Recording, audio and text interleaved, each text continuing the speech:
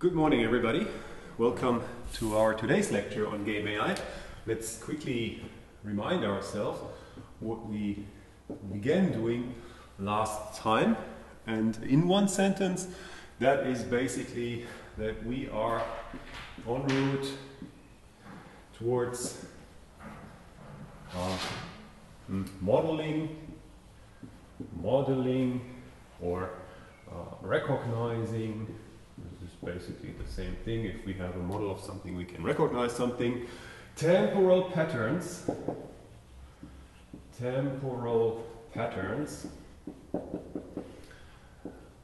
This is a general term now. Instead of temporal patterns, I should probably say a behavior. And all of this should happen using hidden Markov models. So that is the overarching theme for the current series of lectures. Last one, this one, next one. And in order to approach this technology here, this idea, this paradigm of hidden Markov models, we have to familiarize ourselves with probabilistic modeling or inference. Right? So this is a basically to say that on our way towards this paradigm for this application, modeling and recognition of temporal patterns, we are currently studying probabilistic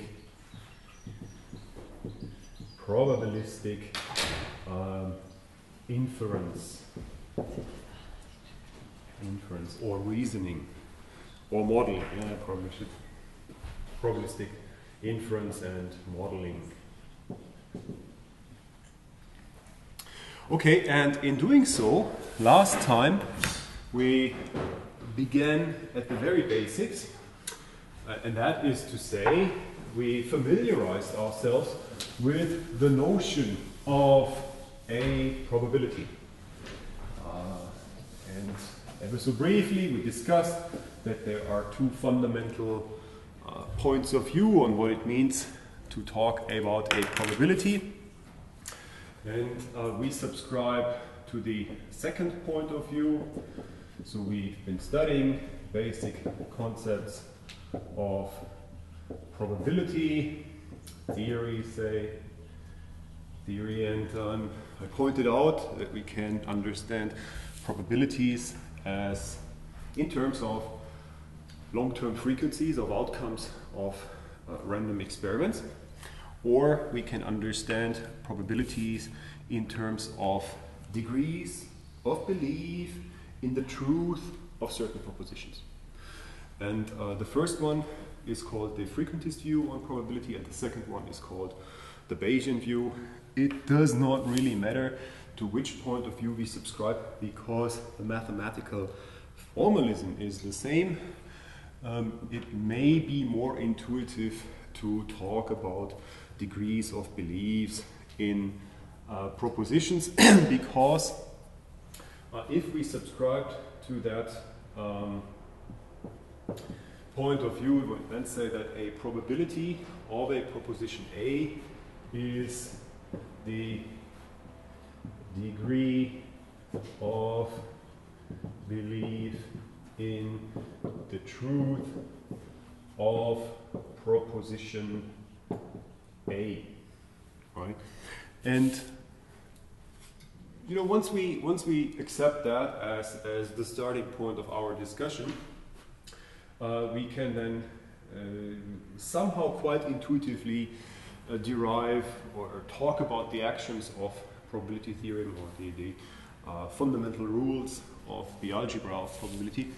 We can say, for instance, that if we believe a proposition A more than a proposition B, and we believe B more than C, then we also should believe A more than C, so there is transitivity. And we then discussed, okay, so apparently a probability needs to be something that can be ordered, which immediately leads to the idea of thinking about probabilities as real numbers. And then we need sort of upper and lower bounds for what does it mean to be absolutely certain as to the truth of a probability and to be absolutely certain as to its invalidity. And so we fixed these boundaries by 0 and 1. So basically we have that 0 is less or equal than probability which is less or equal than 1. This is the first thing we need to keep in mind. Then again, if we are talking about degrees of beliefs in truth of propositions, we can also intuitively understand that the probability of a proposition A, if we add that to the probability of not A, those two things should sum to 1. In other words, if we state our degree of belief in the truth of proposition A, we implicitly state how much we do not believe it. Right now we have agreed that P of A should be a number between 0 and 1. Say this is 0.2. So our degree of belief in the truth of A is 0.2. Well then of course with sort of 0.8 A will not be true. Both numbers will add to 1. And finally we saw that we can talk about joint probabilities. So the probability of two propositions A and B, to what degree do we believe that both of them are true, can be factored as the conditional probability, that is A given B times the probability of B. Here we can rephrase that as follows. If we first state how much we believe in B, in the truth of B, and then state how much we believe in the truth of A given whatever B is, well then we sort of implicitly state how much we believe in the truth of both of them. Right? And of course this looks like as if, say, B had a preferential role with respect to A or compared to A. Does not have to be this way in all of its generality. We can also write it as the probability of B given A times the probability of A. So those are the actions of probability theory. We then already saw we can derive things like Bayes' theorem, especially from this one.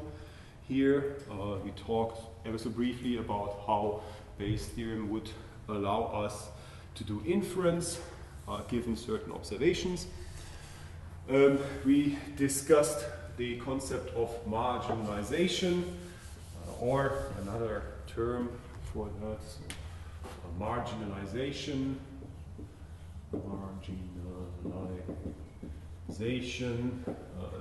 Sometimes I will refer to this as averaging out, because we basically sum over, like if we are given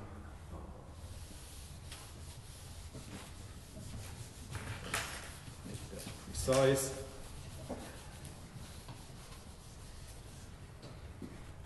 So if we are given a joint probability such as P of A and B, and then we sum over all, this is actually not what we are doing. If we look at something like P of A and B, and we add P of A not B, then it does not matter whatever value B has, this will be P and A. Now, so we basically average out our belief in B. And then we also talk about independence and began to look into the notion of conditional independence. And this is what we're going to study today. However, well, again, on my way to work this morning, I felt that I should probably discuss a point we have not really been talking about yet. And so let's ever so briefly do this. Let's think about transiting from the idea of propositions to random variables. Random variables. Let's ever so briefly familiarize ourselves with the notion of a random variable. Because, well, I can admit it, when I was first exposed to all of this as a student, I considered it to be quite confusing. This is because I'm not really talking about propositions or random variables, but rather random variables and different notation and all these things. So I thought let's be sure that we all understand all the basic concepts. So therefore, ever so quickly, what is a random variable and what does that have to do with the propositions we have been talking about so far? So let's say that we want to know what a random variable, and because this will appear so frequently, that term random variable, I will from now on abbreviate it using r.v. and let us call it x. So what is a random variable? X. Basically, this is a variable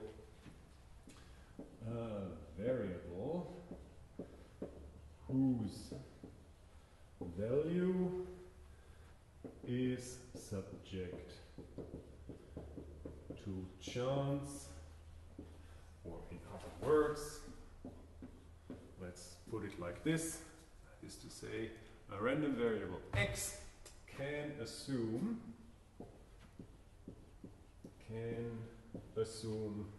different values, and different values each with a certain probability. Okay, that does not help a lot. It's just actually saying what it is, but probably not helping in understanding what it is. And so therefore let's really look how these propositions we have been talking about so far relate to random variables. And then it will become clear, and I guess we are then good to go. So, last time and up until now, I have been talking about propositions. Right? And right now we want to understand random variables. But remember that one of the propositions we had last time, let's call it A, and A is supposed to be the proposition that Costa Rica will win the World Cup 2014. And we can formulate our degree of belief in that proposition. All right? And of course, if we say the probability for this proposition to be true is 0.1, however we come up with that number, then it basically means that the probability for this to be false would be 0.9.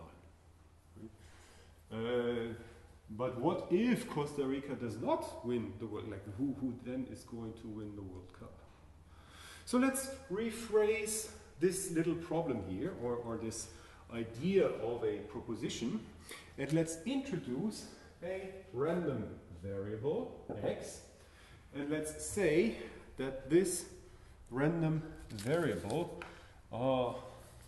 let's call it, so in general, propositions are called A and X, and here I have specified a proposition, here we have a random variable. I will now specify it to be indicating World Cup 2014 winner.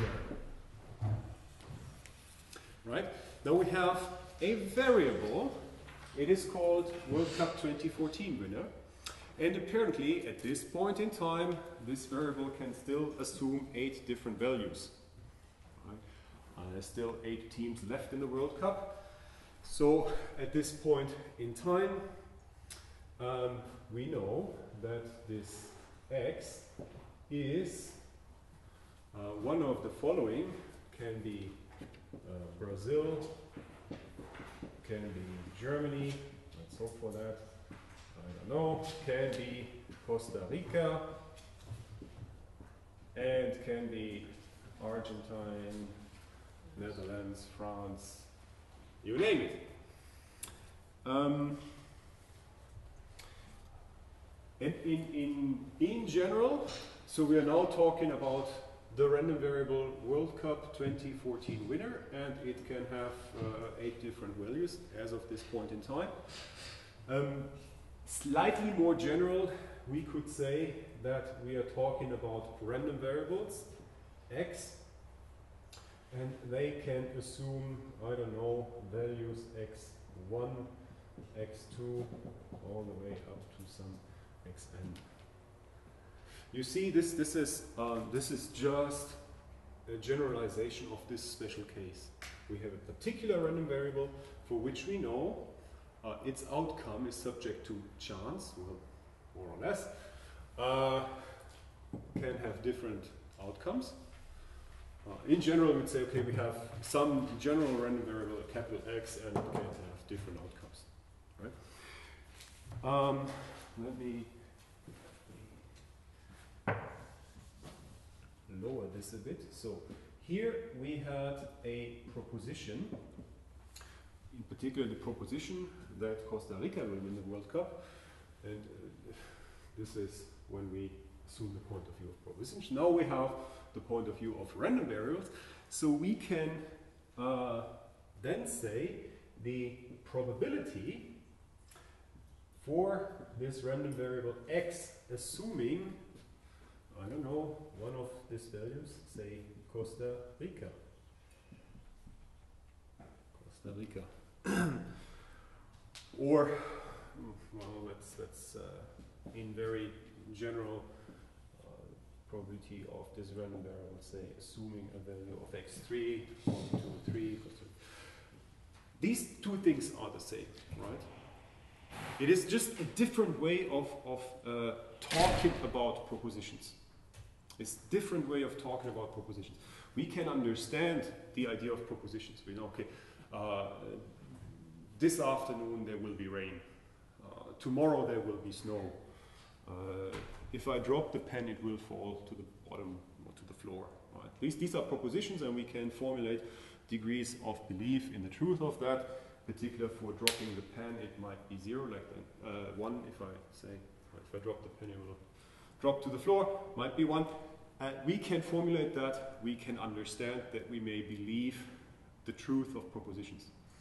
And now you see that sort of propositions are just very specific kind of random variables, basically binary values here, yes or no. But we can reformulate all of this in terms of, say, instead of we pick one of them and formulate our degree of belief that it's true or false, we have a set of possible values, and we have a variable that can assume any of these values with different probability. This is great because, say, if we formulate our degree of disbelief, say Costa Rica will not win the World Cup, is 0.9, and we still cannot really talk about who else will win the World Cup. But here we can do that, and this is because, let's continue this discussion.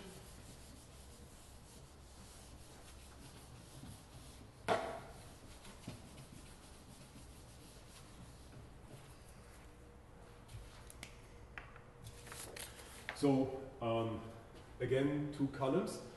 Now, what does this mean for closure? So last time we said that P of A added to the probability of not A, that should sum to 1. With respect to propositions, that makes sense. Now we have these random variables. That is, we have a variable that can assume different values, each with a different probability. Then this idea of closure generalizes to, say, this formulation. So with respect to random variables, we would have the sum over all the I, that the probability of the random variable x assumes its value xi.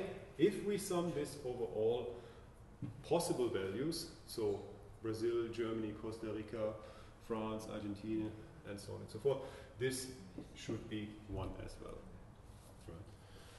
Right. Okay, and the thing that when I was a student confused me the most was actually like the notation here with respect or in contrast to this notation, P xi. So we had this capital X's and these lowercase x's, and sometimes there was a capital X, sometimes there wasn't.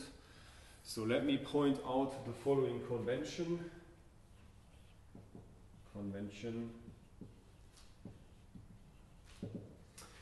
That is instead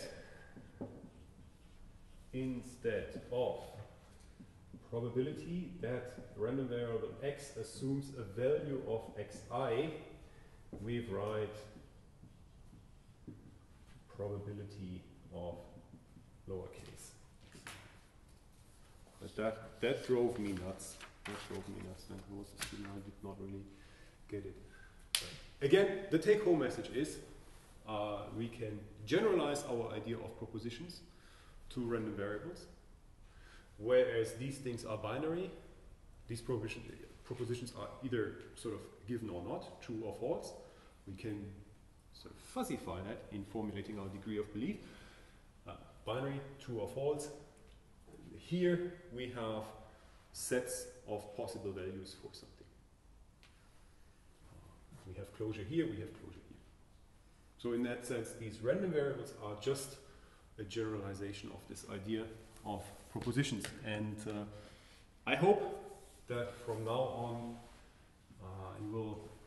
you will be able to follow when I'm talking about random variables. In particular, you will hopefully tolerate that sometimes I'm writing this, P of capital X equals something, say equals lowercase xi, and sometimes I might be writing P of lowercase xi. This is always supposed to mean this. Now, one more thing, and then we're good to go. Let's look at some examples of random variables. So here are further examples of random variables. Some examples that are sort of closer to home with respect to our lecture here. Let's call the first one health. Trusty example we have been looking into quite a while. So the abstract random variable capital X has now the name health.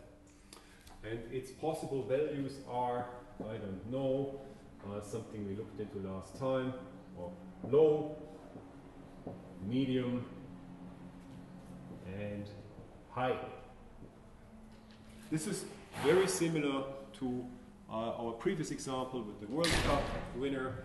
The values of this random variable aren't numbers, but words, concepts, terms. But during a game, a player may also acquire points for great activities, I don't know, get some points, rewards. And, well, points a player may have achieved during a game could probably be 0, 1, I don't know, all the way to make it 100.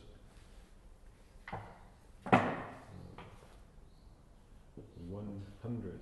Right? Now we see an example of a random variable whose possible values are natural numbers.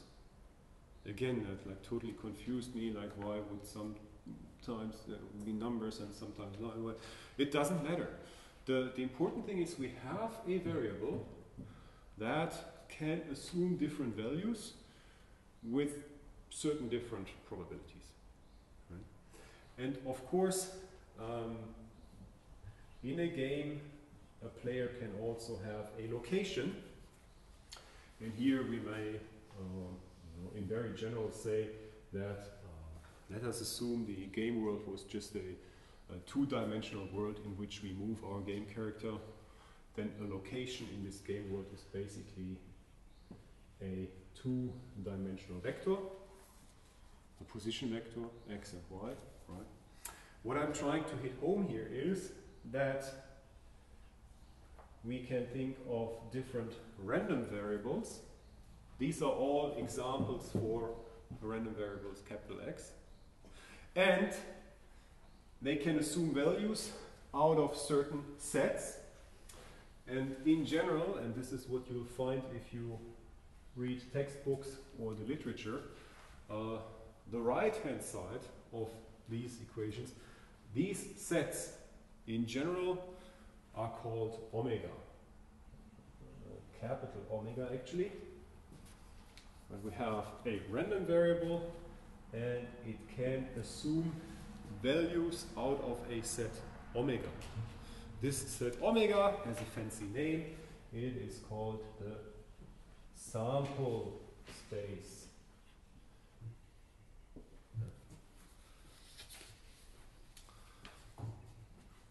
It's the sample space. And now that we have met the random variable, we have already seen on the previous whiteboard, now that we have also met the sample space, we have another way of thinking about probability. Let's ever so briefly look into that. And then I hope that all the important concepts are there. Now with what I just erased, we can now understand probabilities as functions that take as input an element in the sample space. So the domain of the function probability is the sample space, and produce the range of this function a value in the interval from 0 to 1. Now all of a sudden, with this idea of the sample space, we see that probabilities are functions. Right? They depend on the variable we're talking about, because for different variables there might be different sample spaces. But in general, let's call the variable capital X and let's call the sample space capital omega. So in general, probability maps from the elements in capital omega to a number between 0 and 1. And that's not all. And of course, we have to require this closure property. Right? So we have to require that the sum, now I have to make this lowercase x somehow. So this is a lowercase x over all possible elements in this sample space, probability of these elements, that should sum to 1. Right. So in our current sample space of World Cup winners 2014, there are 8 elements. Each of them has a certain chance of becoming the World Cup winner, and if we add all these probabilities together, then that should give 1, because one of them has to be the World Cup winner. Right? If the World Cup winner is in the set we are talking about, then if we sum over all elements in that set, the probability of all these, the sum over all these probabilities must be 1. Okay, one very final thing is now we on the previous whiteboard had two examples of random variables that assume discrete values. We had the health, had 3 different values, low, medium, high, and we had the points, could have 100 different, 109 different values, 101, 0, 1, 2, all the way up to 100. Those were discrete elements. Right? And then we had this other random variable, the location, where I said it's a vector in R2. And there are uncountably many vectors in R2, so this is basically a continuous variable. It's actually a two-dimensional, it's a continuous two-dimensional random variable. And but again, probability for being at a certain location is a value between 0 and 1. But for these continuous random variables, we have to require that the integral over the set omega p of x dx, this should evaluate to 1 as well. Right? These things here, if p is a discrete function, so that is the domain omega is a discrete set, then this is called, then the function p is called a probabilistic mass function. And if this p is a continuous function because the domain is continuous, then this is called a probabilistic density function. And really final thing for this brief excursus is we also say that the variable x is distributed according to p. Again, p is a function. So now there you have it. We have random variables. We have ever so briefly established the idea of a probability mass function. We have ever so briefly established the idea of a probability density function. And if we are given these functions, then we can say that the random variable is indeed distributed according to this function. Okay, these are all the fancy terms that drove me up the wall back then. I hope I could sort of clarify that, or at least put it into perspective. All right, now we have to go for what we actually want to do, and that is we want to understand hidden Markov models, but in order to do this, let us first study the idea of graphical models, often also called Bayesian networks. Bayesian networks. And I forgot where that was, but I once read or saw a video on YouTube. I really forgot where it was, but there should be probably a different name for that. And I loved that term, which I read somewhere or saw somewhere. Let's call it conditional independence. Independence diagrams. That is actually a much more suitable name for graphical models or Bayesian networks. Now, but in the literature it's also called graphical models or Bayesian networks. We will look into what that means. And this is, again, best done by means of an example, because we can talk quite a lot about general concepts, or we can look immediately at one example and then everything will hopefully become quite clear already from that example. So let us look at 3 random variables, and let's call them x, y, and z. And at this point, I don't really care what they indicate. Could be World Cup winner, could be health, could be whatever. This is not of importance right now. We will discuss that from a very abstract point of view. First, let's consider their joint probability. Joint probability, and that is to say we're looking to P of x, y, and z. So note that I have switched from capital letters to lowercase letters. Right? And that is on purpose, because this is basically to say the probability that capital X has the value lowercase x and capital Y has the value lowercase y, and so on. So this is indeed, I'm using the abbreviation or the convention we've been talking about. Right? Yeah, okay. This is the joint probability of these three random variables. Not really interesting. So therefore, let's look at their joint probability and factorization. That's way more interesting. Factorization, I should see.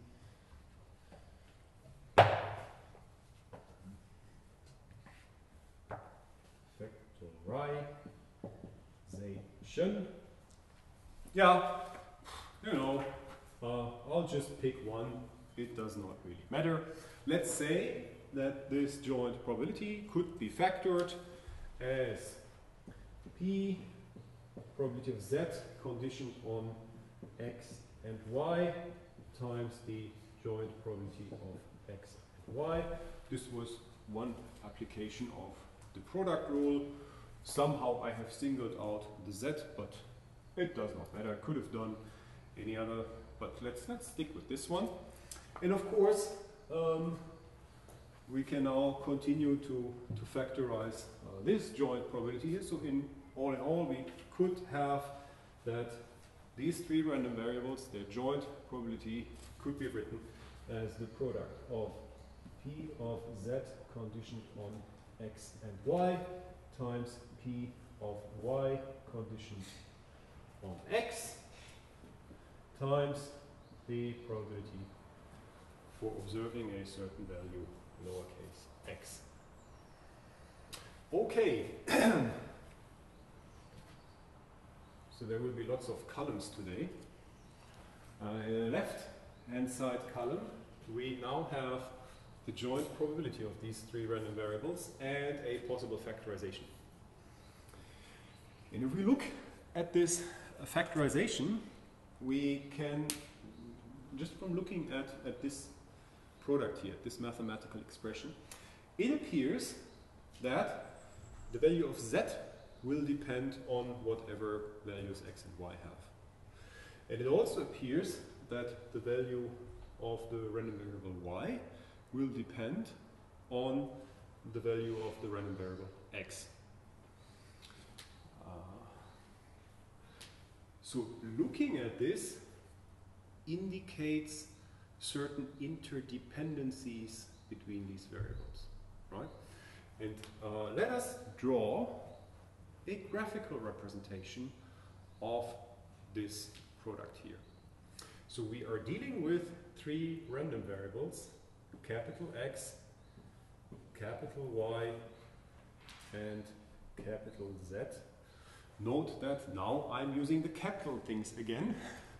As I said, the value of the random variable capital X, Z will depend on the values of the random variables X and Y. That is of course to say that somehow the random variable Z will depend on whatever the other two are. Right? So whereas this equation is in terms of the values the random variables can assume, our diagrams will be in terms of the random variables themselves. And here is a convention. If we have such an equation that indicates dependencies between random variables, well, we think of the random variables as vertices in a graph. And then we introduce edges to this graph that are directed, and the direction indicates who influences whom. And looking at this one here, we see that x will influence y. So we draw an edge, and it is a directed edge, so it is actually an arrow. We also see that x will influence z, so apparently we need another arrow. And we see that y influences z, or z depends on y. So there you have it. This is a graphical representation of what is encoded in this equation.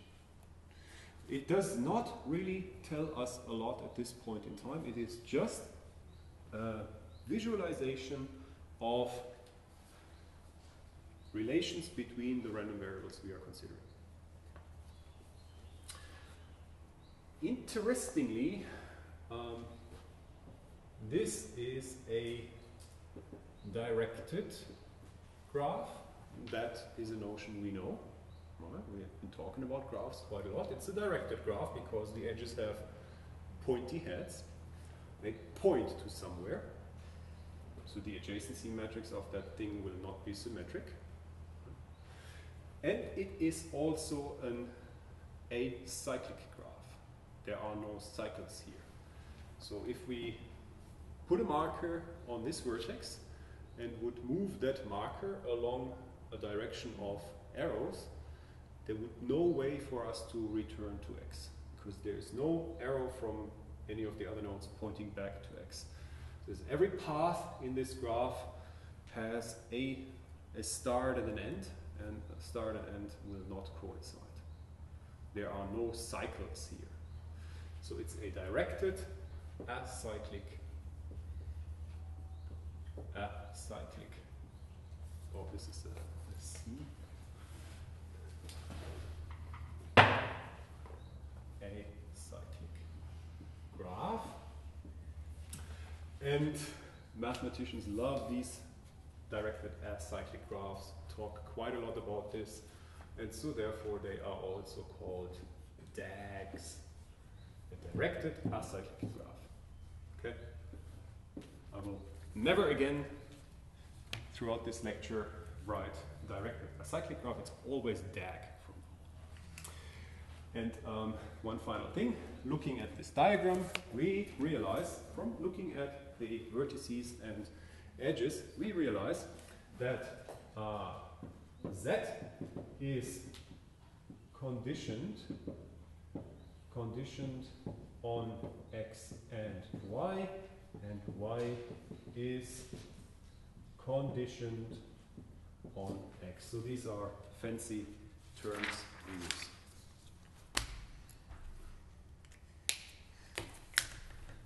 Okay, yeah, this is good.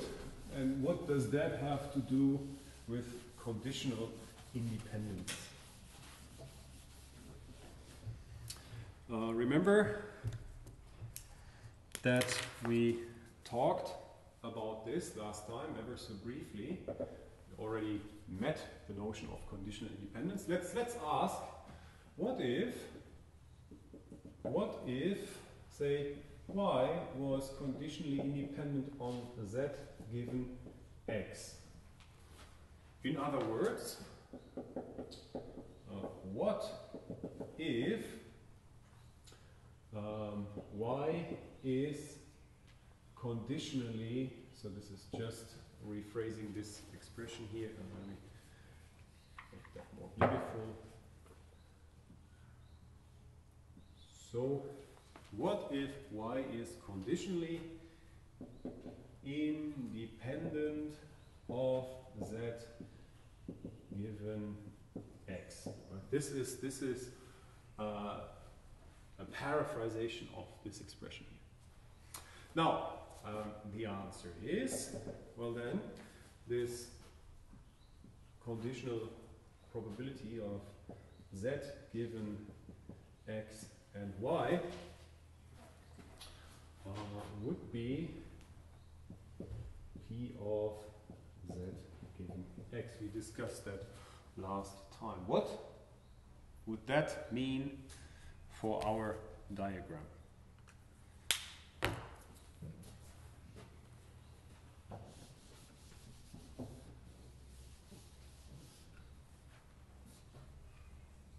fact that x and y and z are conditionally independent.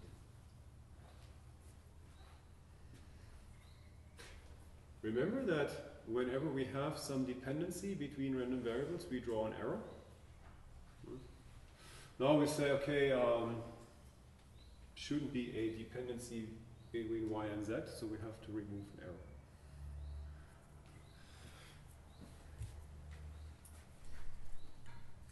So basically this whole joint distribution x, y, z would then look like as p of z given x times p of y given x times p of x. And to translate this equation into a diagram is basically to remove this arrow here.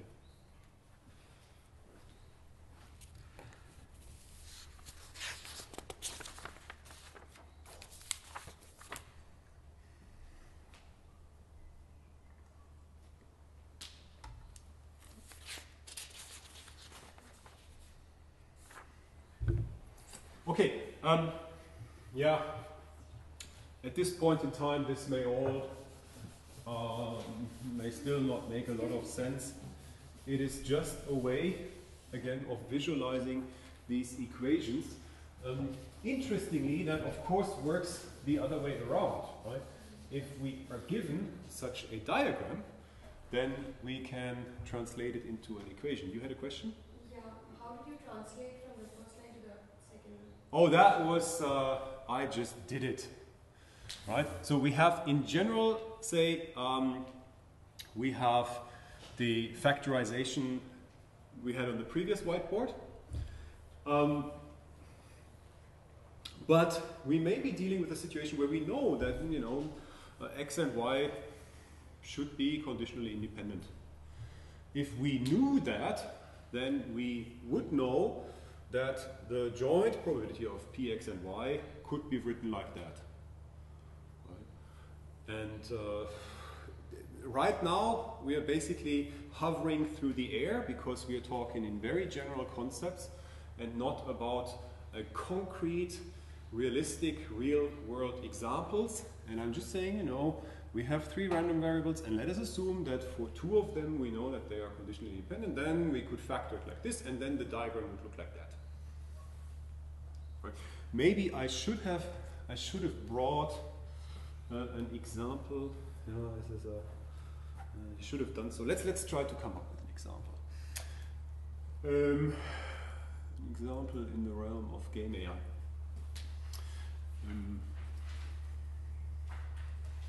Now, let us assume that this is a game world, like, I don't know,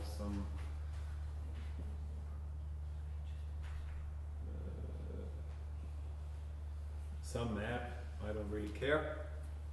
And you are a character that is situated here. You are an NPC that is supposed to infer what is going on in the game world. And say you have heard a noise coming from that room. That is indicating that there is an opponent player in this room. And the opponent player in that room may have... now your question is, should I wait here until the opponent will show up here? So let us assume the opponent is this guy, has made a noise in that room. Your decision is, will I wait here to, I don't know, engage in combat? Or should I proceed into this room, or whatever should I do? How likely is it that the opponent will show up here within a couple of time frames? So we could have a random variable. Let's call it, I don't know, make it x. Opponent will come to me, say. Come to me. This is basically, in this particular situation, the question, will this player move to here or stay there or move somewhere else. Right? Now, basically, you could say that is dependent on different kind of things. It could depend on whether or not there is something interesting here. So let's call these rooms, and I'm making this up as I go, right? It's just an example as to how you could come up with these graphs, and like once you have these graphs, how you would then translate them into equations. So this is room 1, this is room 2, this is room 3, and we'll come to room 1. This may depend on whether or not there is something interesting in room 3. So we have another variable. There is something interesting in room 3. I don't know, a power up, some treasure, something the player could pick up here. This will probably influence whether or not the player will go here or here. And what else could we have? I don't know. The thing, if or not there is something in room 3, it could be some timer. Let's call this one Z, a timer, and we know the value of the time because we have counted it. So at certain points in time there is something there. If there is something there, the opponent might be actually tempted to go here. So then the outcome of this variable will be no. If there is nothing there, then it might be yes, because then we go here. What else could we have? Something I would actually pull in here. I don't know. So this would be room 4. Same thing. X, Y, Z. W, there is something interesting in room 4 that would also influence this variable, right? Maybe there is either something in room 4 or there is not, or I don't know if whenever there is something interesting in here, then there will be something interesting in here. I'm really making this up. So we might have a dependency like that, so that these two things basically spawn immediately one after another. Now you have a diagram between attributes of the game world and how they might influence each other. And now you could write down, well, the probability of all these things having a certain value at a certain point in time.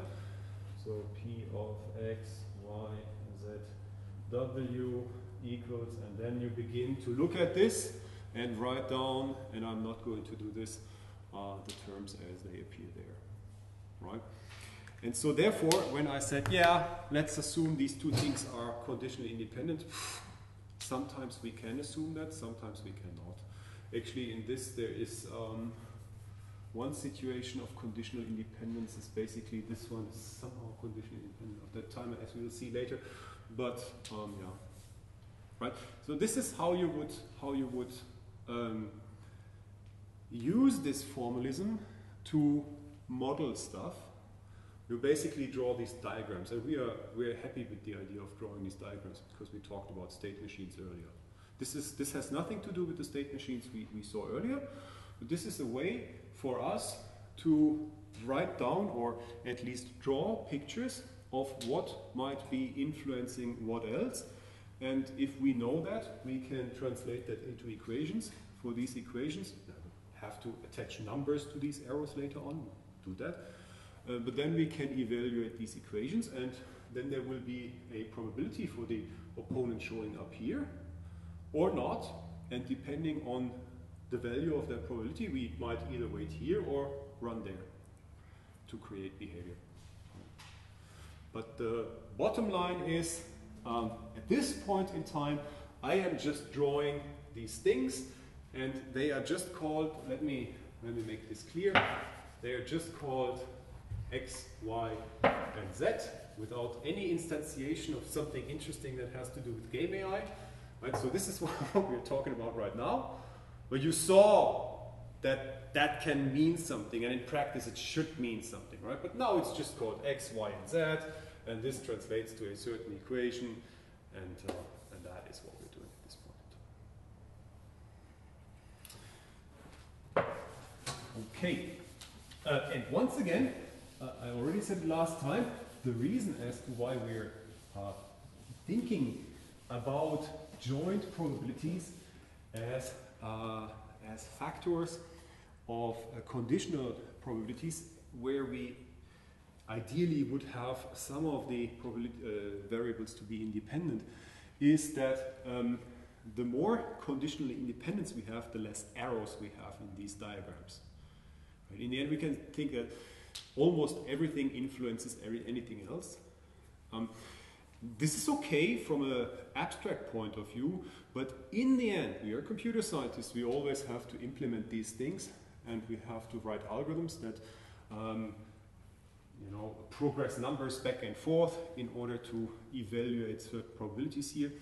And the fewer arrows there are, the faster things will be. That's basically it. And we'll see an example of how many arrows there are just right now. So let's consider, and this is again very general, it's just to get more feeling about this. Random variables, and this time I call them x1, x2, up to x5.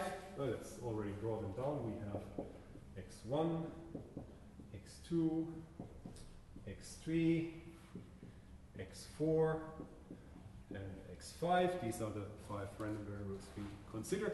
And, in a very general assumption, very general point of view, we might say that their joint probability, x1, x2, up to x5, can be factored as, let me just write it down. And, okay, here is something I should point out before I write it down. So far, I have basically expanded these things from left to right, and now I'll do it from right to left. So basically, I'll write, but bear with me. P of x1 times P of x2 given x1 times P of x3 given x1 and x2 times P of x4 given x1, x2 and x3 times P of x5 given x4, x3, x2 and x1. You see, I have just switched the order here. Up until now, this term was the first in the product, this was the second, third, fourth, fifth. Now I have reversed it. This will become handy once we're talking about this in general. What kind of arrows do I have to draw?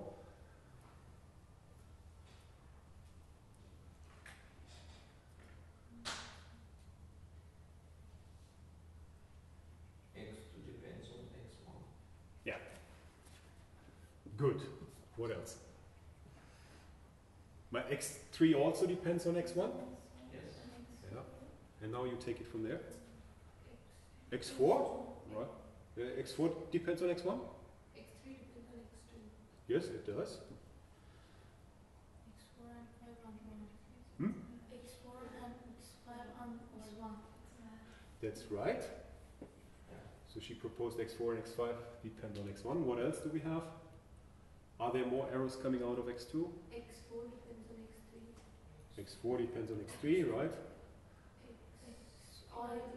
And it also depends on x2. Okay. Is there a dependency here? Yes, there is. Okay, and then we have one here, right? All right, there you go. Do we have all of them? There's still one missing? x2. Aha!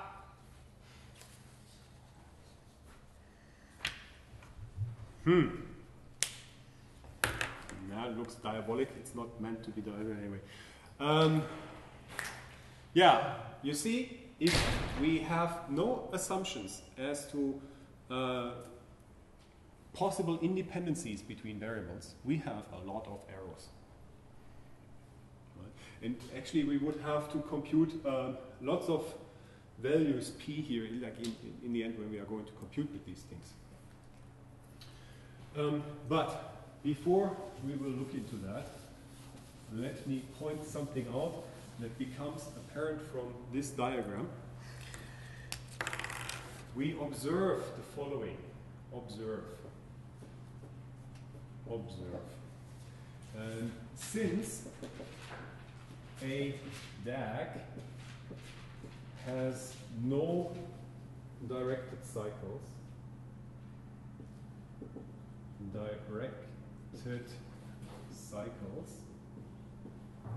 there's no way for us, like, you know, following just the arrows to ever get back to x1 if we were thinking of these things as let's move from here to here to here to here. Cannot go back to x1. There are no cycles in here. We may order its vertices. That is, we may choose vertex identifiers or names. Vertex identifiers, that is names. Let's say 1 up to n is 5 in our case, such that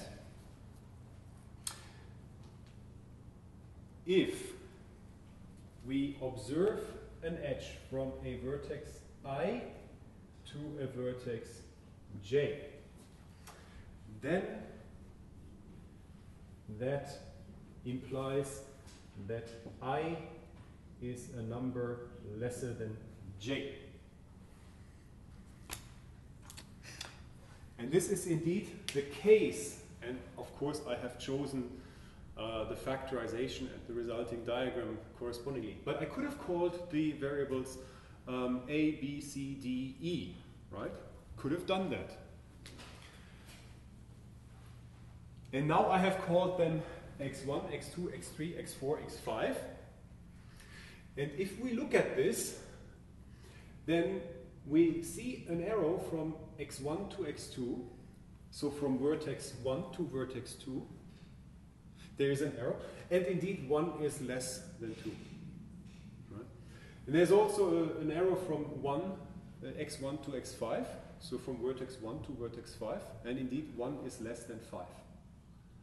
Right? So I have already chosen the random variables such that this will come out, but if I would have called them A, B, C, D, and E, I could then have renamed them x1, x2, x3, x4, x5, or v1, v2, whatever. The thing is, because of this property that there are no directed cycles, we can always do that. Right? We will have a graph like that, and the vertices have certain names. We can always rename them. Rename them using numbers, and for these numbers we will have this property. Right? And this is just an example for that. If we do this, then we say that this yields an ordered DAG. Not only is it a directed acyclic graph, but we now have also an ordering of the vertices.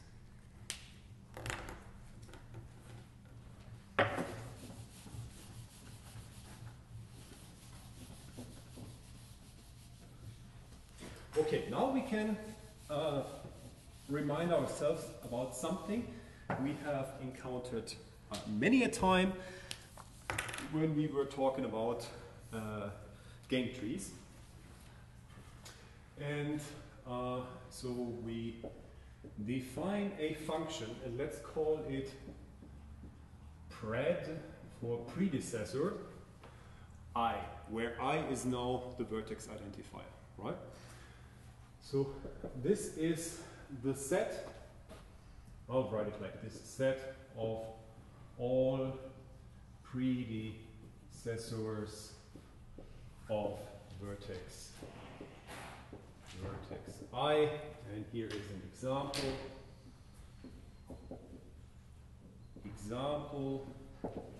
If we are dealing with a DAG that looks like this, and dropping the axis, just this is not, I have an ordering of the vertices, this is an ordered DAG.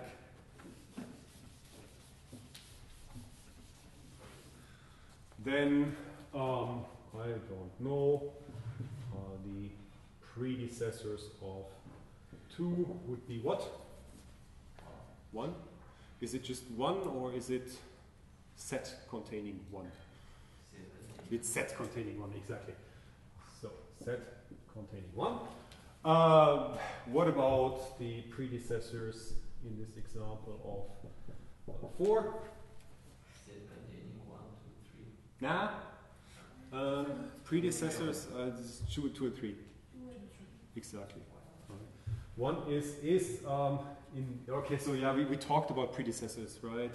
When we talked about game trees. It's immediate predecessors. Yeah. Okay, so I thought that when I say predecessors, we all understand immediate predecessors as we did with the game trees. So for 4 it is 2 and 3. Obviously, what about 1? Empty set, exactly. This is the beauty here. On the right hand side, there's always sets. Empty set. Great. Now we understand the meaning of the function pred by means of this example, right? But obviously, I can easily generalize that. And now we need another piece of terminology. So, given a set of variables, and let me call this set, how do I do that? S, and it would contain x1, x2, all the way up to some xn. And so we have different variables, and we define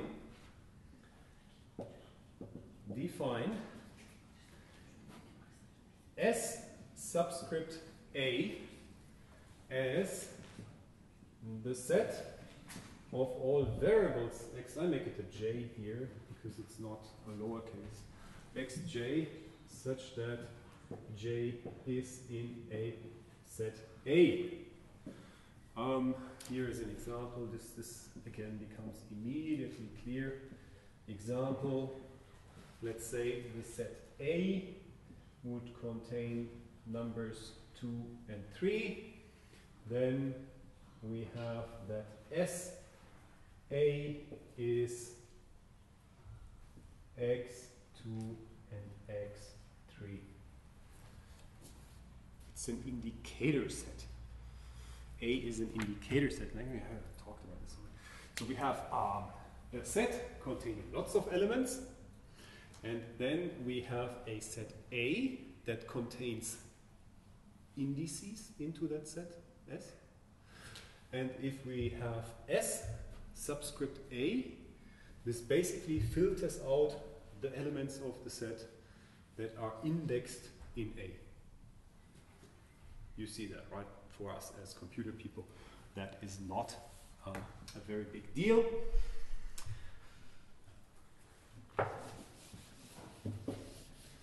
Now let's get back to the graphs.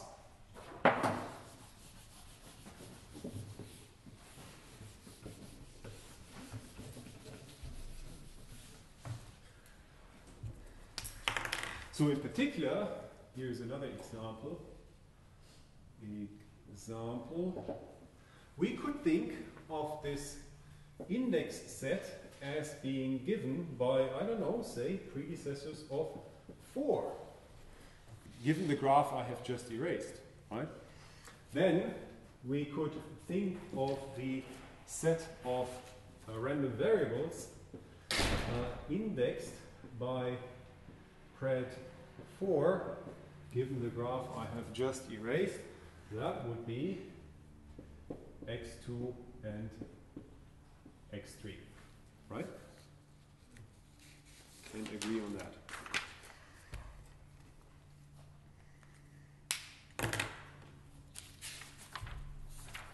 All right. Now that we have seen this by means of an example, we will use it to very generally establish a relationship between these graphical models and the equations we have.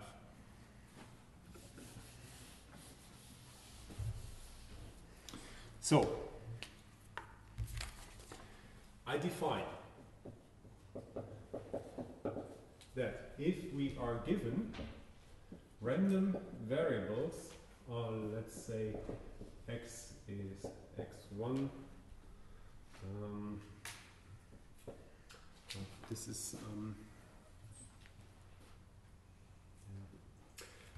use s here instead of x. So we have a set of random variables just to make sure that these are random variables and not their values, right? So I'm using s to indicate that we have capital X1, capital X2, all the way up to capital Xn with joint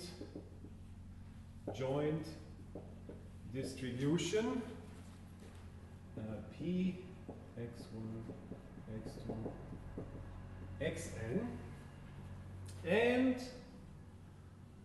an ordered directed acyclic graph with n vertices. We say, so this is all what we are given. We have a set of random variables, n of them, and we have a directed graph with n vertices. It's an ordered directed graph, so like the ones I just erased. We say that this set of random variables respects G, let's call the directed graph G, or we say the joint distribution P respects G if, now, don't worry.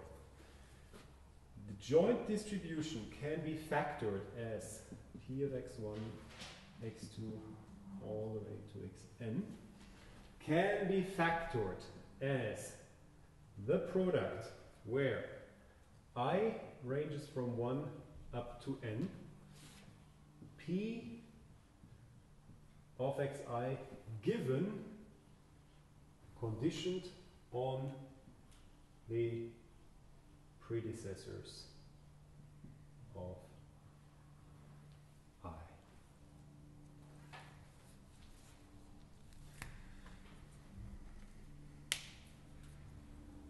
Can you see this?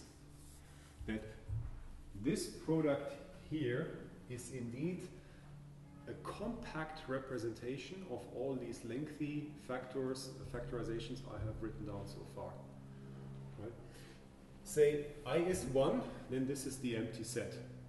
So for this graph with the 5 nodes, the first factor would just be P of x1 given the empty set is P of x1. If I is 2, then we have in that graph with the 5 nodes P of x2 given the predecessors of x2, but that was just 1. Right? So that would be, so far we had P of x1 times P of x2 given x1, and so on and so forth. This really sort of shows that we can talk about these factors in terms of predecessors in these graphs. This is a extremely compact representation of this very long series of factors we would have to write down if we were to think about joint probabilities with a lot of variables. Right? Even for the case where n was 5, it was a lengthy product, but we can summarize it like this. If the graph G is ordered, directed, and acyclic. Right? So again, the important thing is that if we are dealing with a situation with lots of random variables where there might be interdependencies between them, but if the dependencies between these variables are such that we can draw an ordered, directed, acyclic graph, then we can always factor the joint probability like so. All right? This is what we need here. Yeah, I have more comments on that, but I'll skip them. It's probably going too far into detail anyway. So that is, let me use the red one. This one will come back. Right? It's red, that indicates that it will reappear.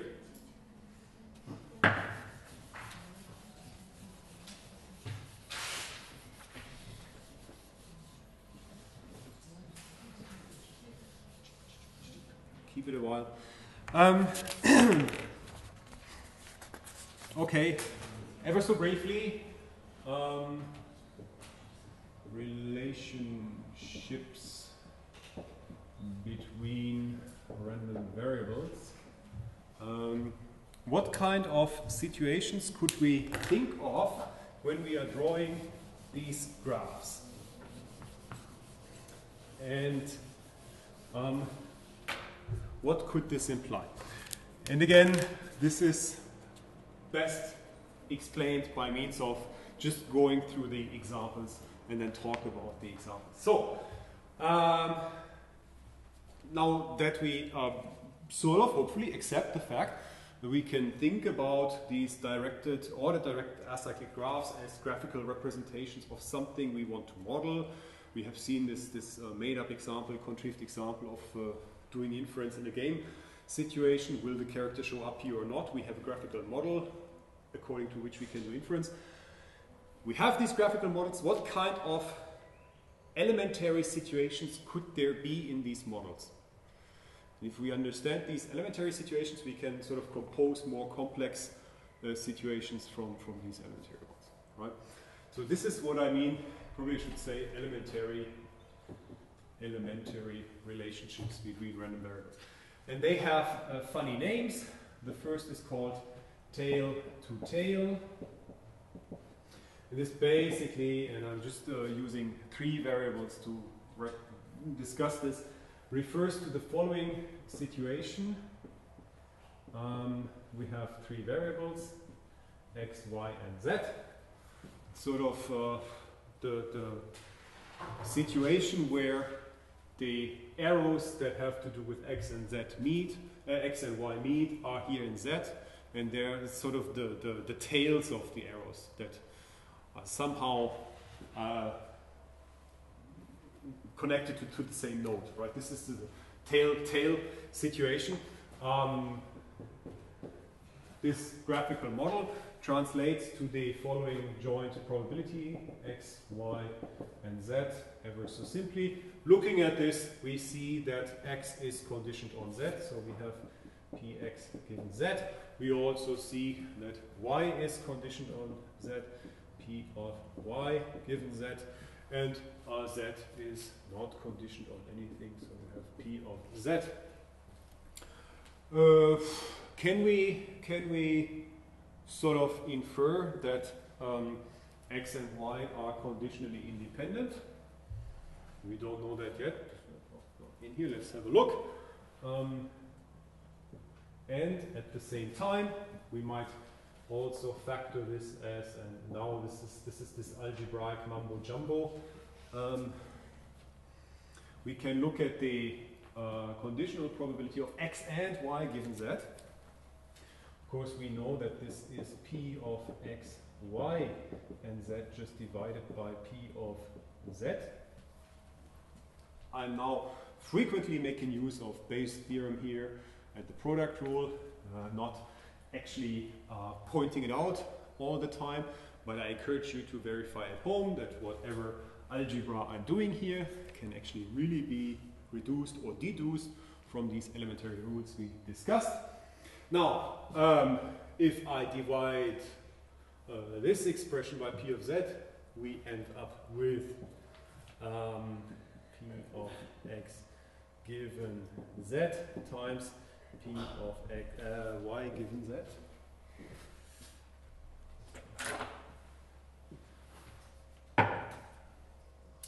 Y given z.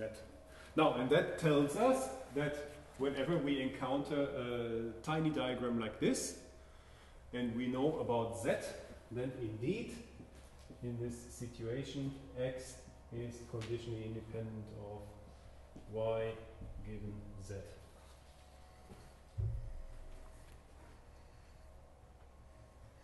The elementary algebra tells us that. If we know z. Okay, there are two more.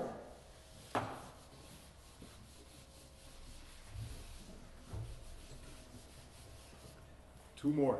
The next one is called head-tail relationship. Head-tail.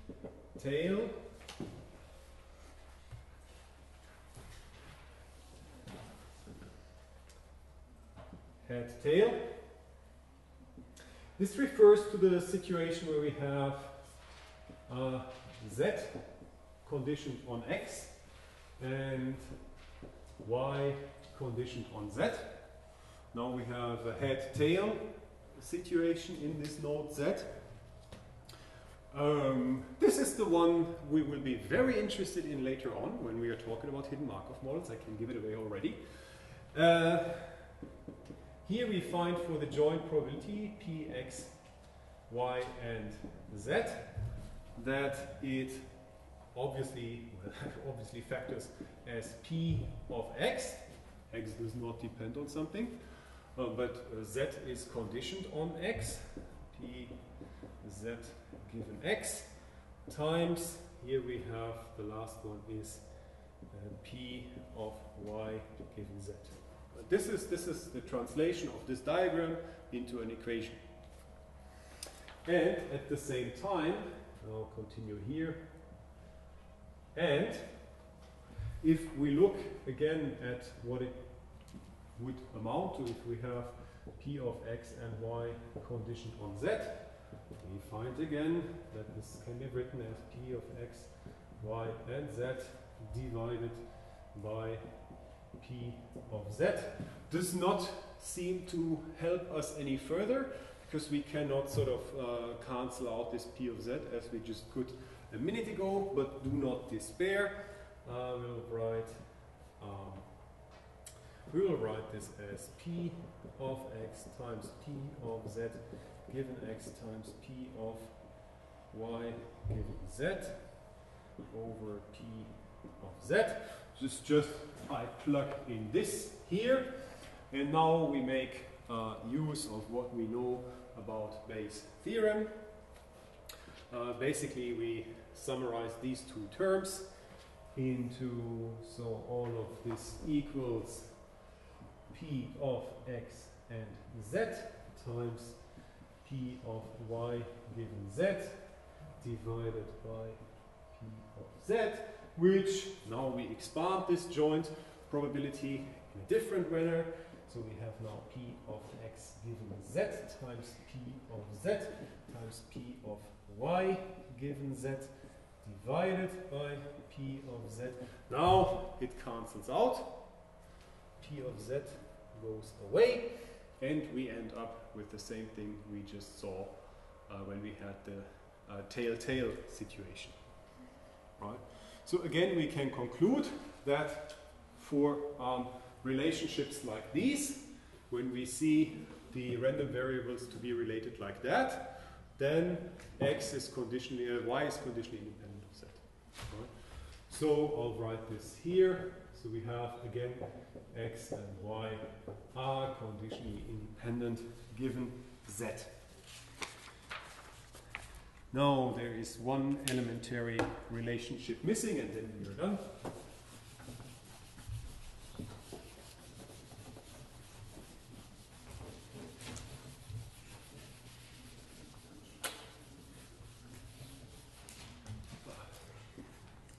Which one could be missing?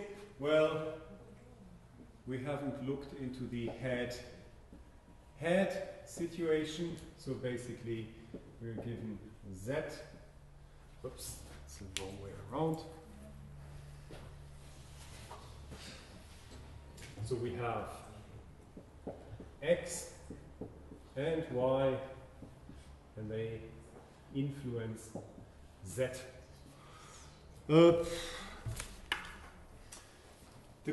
Okay, if we look at this, x and y are certainly independent, right? There is no arrow between x and y, but are they conditionally independent?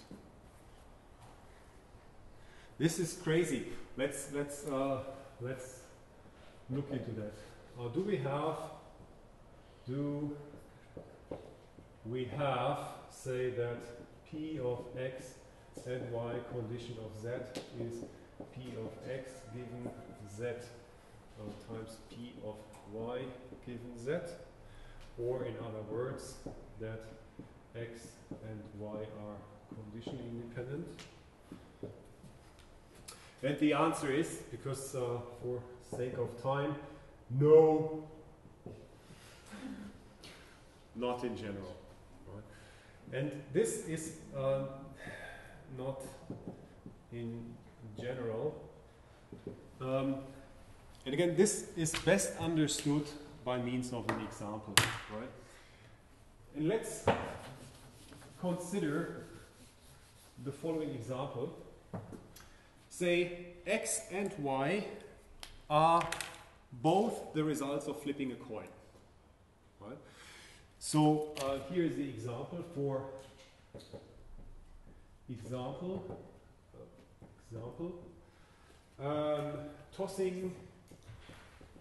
tossing two coins.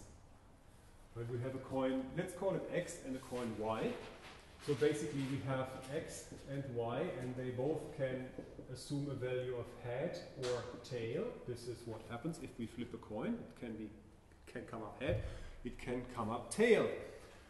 We may represent the h by a number 0 and the t by a number 1. This is a binary situation, doesn't matter. You can talk about head or tail for 0 and 1. The interesting benefit of talking about 0 and 1 is that we can indeed say what it means for something to assume the value of 0 and 1. We can express that in terms of a probability function, namely, let us assume, and I'm not actually, x and y are Bernoulli distributed. Bernoulli distributed with parameter 1/2. This is just a very fancy way of saying that the probability for a coin, either of them, coming up head is 1/2 or coming up tail is 1/2. So there are two fair coins, x and y. Both of them are equally likely to come up head or tail. Right? I have encoded that by saying that they are Bernoulli distributed with 1/2. Let's accept that. So, and now let us introduce something for this random variable z. And I will define the value of z as x or y. X or y. X or y, right? This is to say that the value of z is 1 if x equals y and it is 0 otherwise.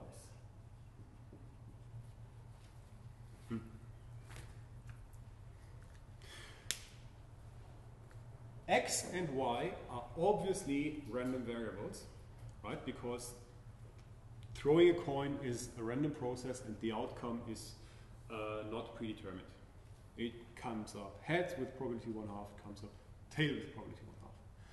Throwing two coins does not depend on each other. If, you know, I'll throw one with my right and one with my left. Those are two independent random variables. Z is also a random variable because the value of Z depends on these two random variables. The outcome here is dictated by chance, so therefore the outcome here is dictated by chance. These two are independent. Now let us assume we know, we are talking about this situation here. You are in a room with a person who throws two coins, and there is a screen between you. So you don't see the act of coin throwing, you don't see the outcome, but the person tells you the value of Z. Right? It says 1 or 0. You know nothing about X and Y from that. Right? Because you know Z is 0, that could mean that they are both up. Thank you, sorry. That both of them show a head, or both of them show tail. Right? Can be. Or the outcome is 1, and that means one of them is head, one of them is tail, but you don't know which one. They are independent. Z is a random variable. If we know about Z, we still don't know about the others. But now, the person throwing the coin says, Z is 0, oh, and by the way, X is head. Do we then know the value of Y? Immediately. Immediately. So they are not conditionally independent. Right? They are independent. They are independent. But they are not conditionally independent. If we choose this set like this. But of course, this is an example for the fact that in general this does not have to be the case.